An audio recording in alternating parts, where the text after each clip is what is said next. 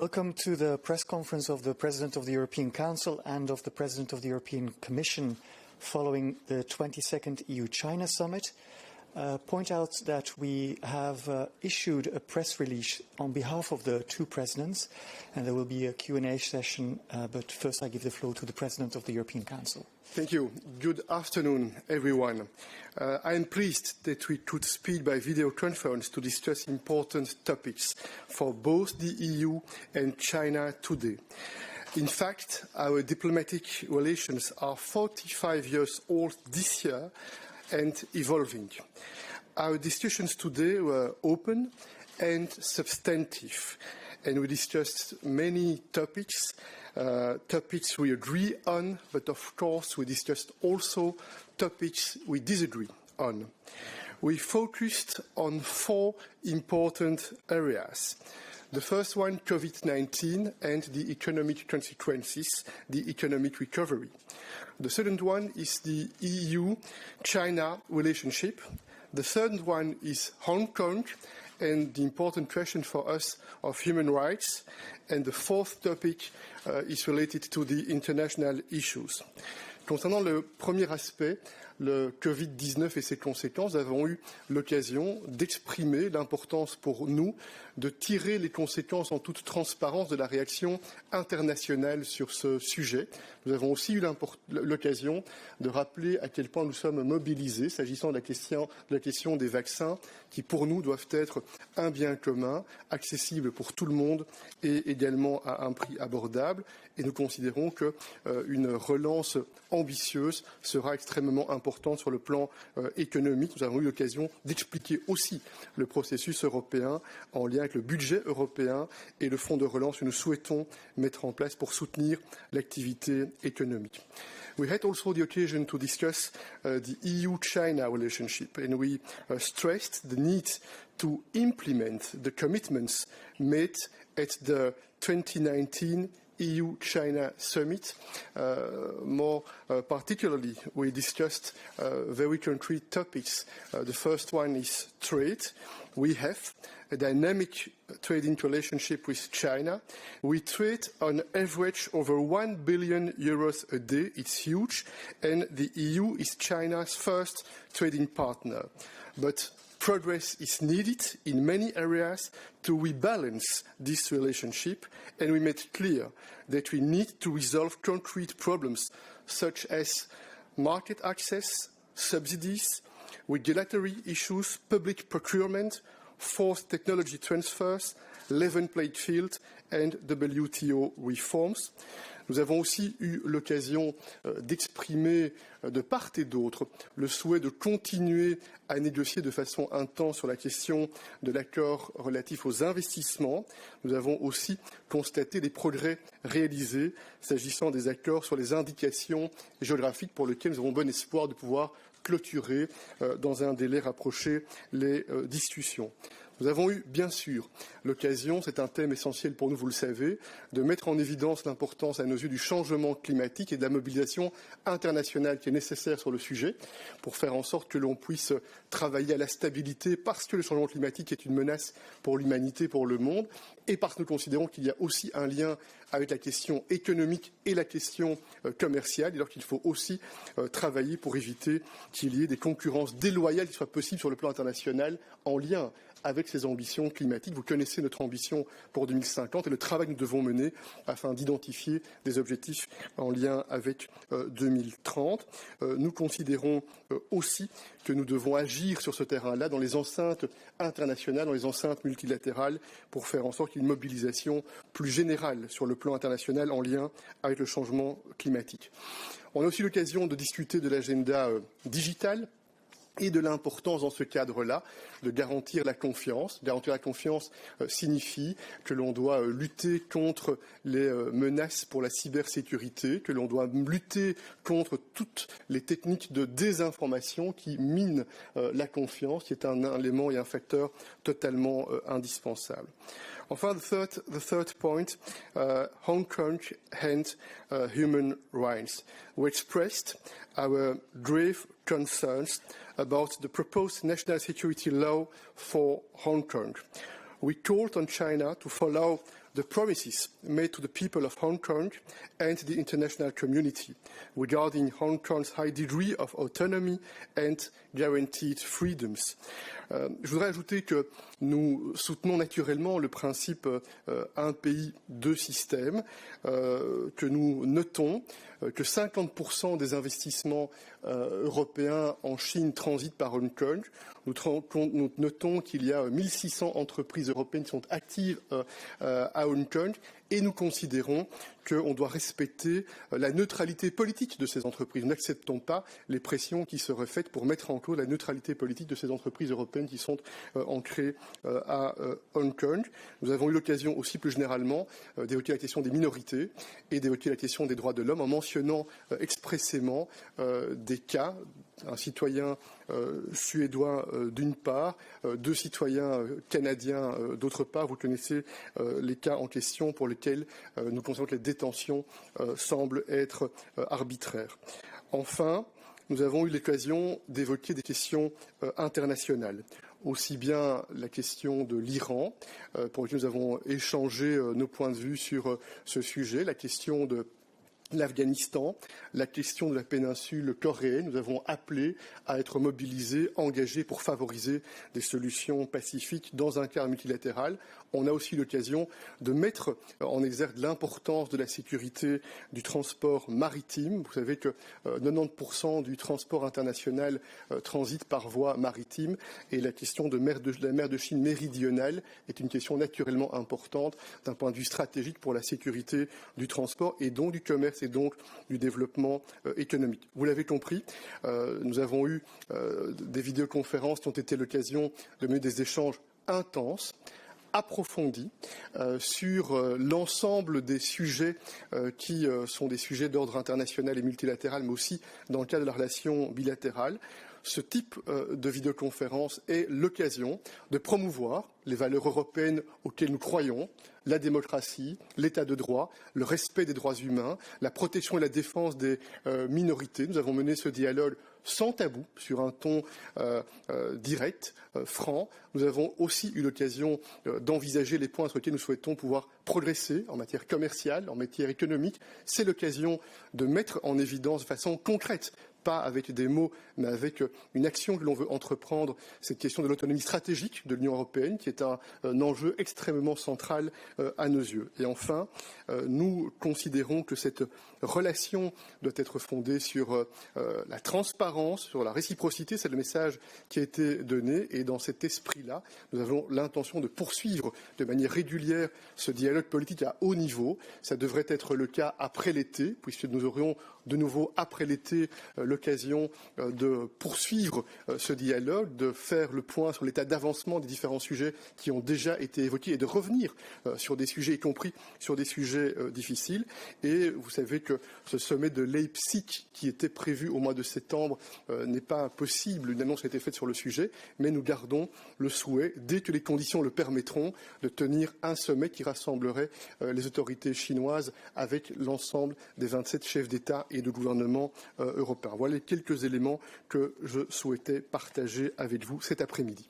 Thank you, Mr. President. Madam President.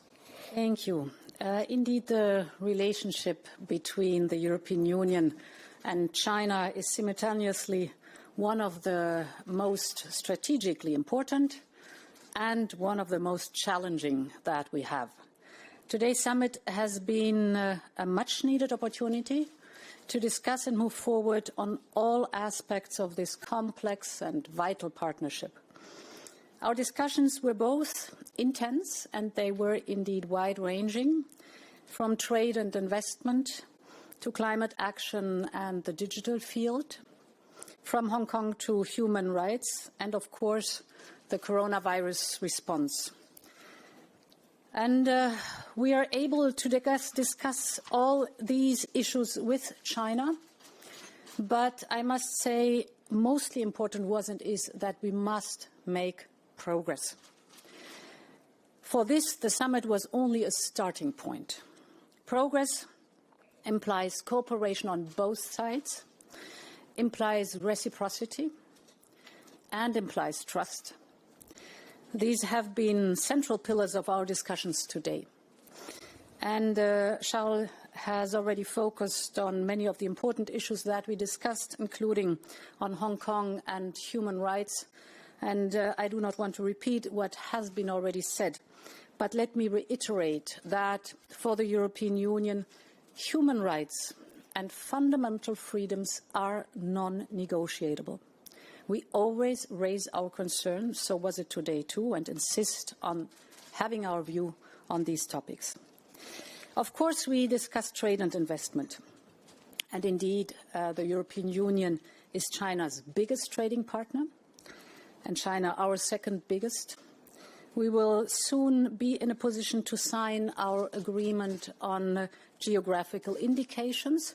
This guarantees a high level of protection for our respective producers, and that is good. And yet, we continue to have an unbalanced trade and investment relationship. We have not made the progress we aimed for in the last year's summit statement in addressing market access barriers. We need to follow up on these commitments urgently. And we also need to have more ambition on the Chinese side in order to conclude negotiations on an investment agreement. These two actions would address the asymmetry in our respective market access and improve the level playing field between us. In order to conclude the investment agreement, we would need, in particular, substantial commitments from China on the behavior of state-owned enterprises, transparency in subsidies, and transparency on the topic of forced technology transfers. And we have raised these issues at the same time with Premier Li and President Xi, that we expect that China will show the necessary level of ambition to conclude these negotiations by the end of this year. I think it is important that we have now a political, high-level approach on these topics. I've also made clear that China needs to engage seriously on a reform of the World Trade Organization, in particular on future negotiations on industrial subsidies. This is the relevant framework where we have to work together on the topic. It's a difficult topic, but this is the framework which we have to establish to have common binding rules we agree on. And we must continue to work on tackling Chinese overcapacity, for example, in the steel and metal sectors and in high technology. Here, for us, it's important that China comes back to the international negotiation table, that we sit down there and find solution. We also pointed out the importance of digital transformation and its highly assertive approach to the security, the resilience and stability of digital networks, systems, and value chains. We have seen cyber attacks on hospitals and dedicated computing centers. Likewise, we've seen a rise on online disinformation, and we pointed out clearly that this cannot be tolerated. We've also discussed climate action, and climate change remains the global challenge of our generation. China has repeatedly projected itself as a leader on global climate issues, and China is indeed on our side on this. However, being a leader brings responsibility to follow up with actions. We urge China to commit to climate neutrality as soon as possible after 2050. And we count on China to live up to its commitments under the Paris Agreement and step them up and lead by example. We look forward to seeing decarbonization play a big role in China's upcoming next 5-year plan, as the European Green Deal plays a big role in our strategic agenda as well. And last but not least, the coronavirus pandemic. When the virus hit China, the European Union responded swiftly. We coordinated and co-financed the delivery of over 56 tons of emergency medical supplies. China then reciprocated when Europe faced the pandemic, and we agreed on the need to continue this mutual solidarity. We agreed also in supporting countries and populations that are more vulnerable than our own, for example, in the context of the global response initiatives. Well, to conclude, today has been a very intense, a very frank and a very open meeting. We would want and expect nothing less. This was good. It is not possible to shape the world of tomorrow without a strong EU-China relationship. However, it is time to accelerate on the very crucial areas of our relationship, to deliver on the important commitments from last summit and address our concerns on reciprocity and the level playing field. As European Union, we're committed to making swift and substantial progress. We count on the Chinese leadership to match our level of ambition. Thank you, Madam President. We have a couple of questions. Could I please ask you to turn on your cameras and raise the blue hand, as you know by now? And the first question we're getting is from Lawrence Norman. Please, Lawrence, could you say to whom you want to speak as well? Good afternoon. Thanks a lot. Whichever the President wishes to answer this. It's a question on the trade and economic side. You've made clear what you pressed the Chinese on and the issues that they have not delivered on. What was their response? Were there any fresh promises today to deliver on what they promised last year on the trade and investment side? And what did you say to them would be the consequence if these issues are not resolved by the end of the year, including the issues around the investment agreement? Thank you. Madam President. So on this trade issue, indeed, we were very intensive in all the meetings today on this issue. And indeed, our interlocutors responded that they explained their view on the topics, be it the level playing field or being subsidies or being market access. For us was important that it is completely okay to exchange different views and to have different standpoints. But we expect now to step up and to lift the negotiations that so far have been on a very low level to a higher political level, that we really see the dedication to have at the very end an investment agreement. So for us it's important that we step up the level of attention these negotiations get before the end of the summer, because then this would give us a real chance to have an investment agreement till the end of the year. If this is not possible, it would be a pity, but this also would be difficult then to develop our agenda 2025 together, because we have the intentions to work together. There are the words put on paper, but we also need the deeds, and we also need to see that there is really improvement on the topics where we have different opinions.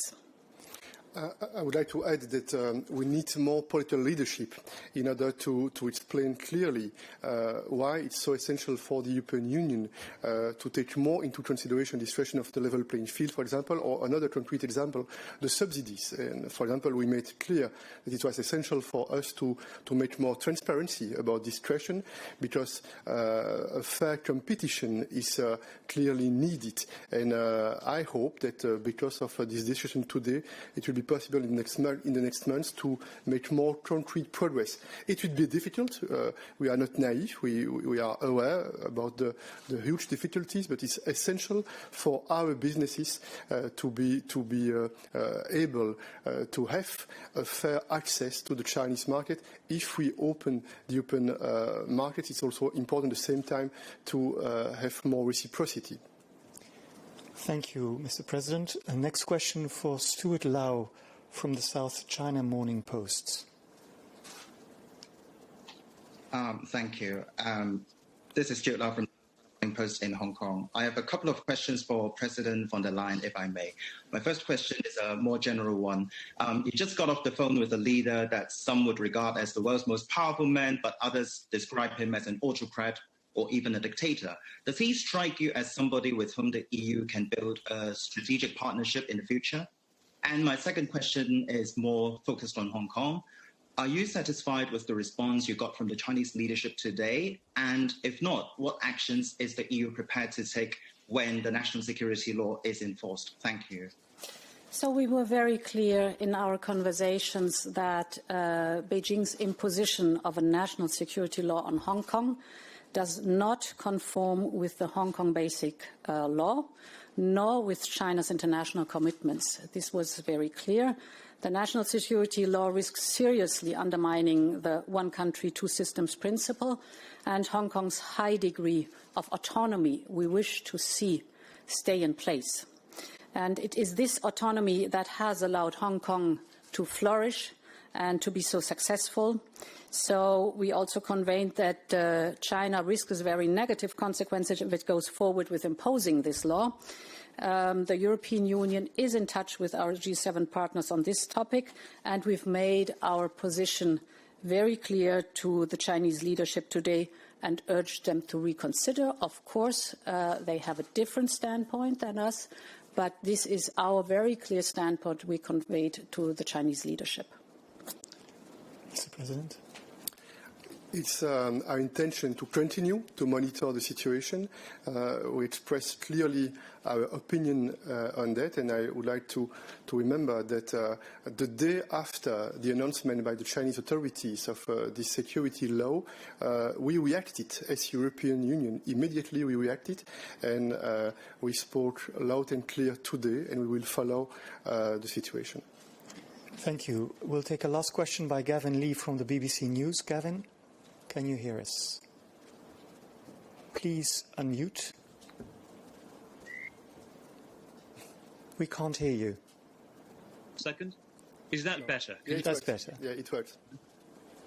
3 years ago, President Tusk, predecessor Jean-Michel, talked about 4 external threats to the EU and the aggression from Russia, radical Islam, and also China was the core group. 3 years on, I'm sorry, but could you rephrase your question, because the connection is really bad. yes, I'll try and be brief. Can you give me a sense of what your assessment is of China as an external threat to the EU, given your comments by President Tusk 3 years ago, if that makes sense as the first question? And the second issue is on the comments from President von der Leyen. You said a moment ago that on the issue of Chinese disinformation and propaganda, we pointed out clearly, you've said, that this cannot be tolerated. Can you explain what the conversation was and what the Chinese president said in reply to? We have a very clear approach. We think that it's essential to have a dialogue because we need a dialogue if we want to promote our values, if we want to defend our interests. It doesn't mean that we agree on everything. It's not the case. We expressed that on different points. We think that we need to work together to improve some country cooperation, but at the same time, we disagree on very important and essential topics. And we had the occasion to promote our values, to explain why we consider that it's so important to promote and to support the human rights, to protect the minorities, or to consider, for example, that the status in Hong Kong is very important and that we need to respect this high degree of autonomy in Hong Kong.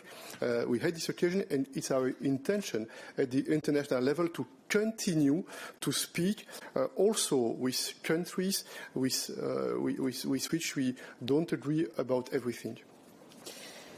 So, indeed, you mentioned Donald Tusk, and may I quote or cite the description that the Commission has on our EU-China relations. You know that we describe these relations as being that China is for the European Union a negotiating partner, an economic competitor, and a systemic rival. And you have to see all three together.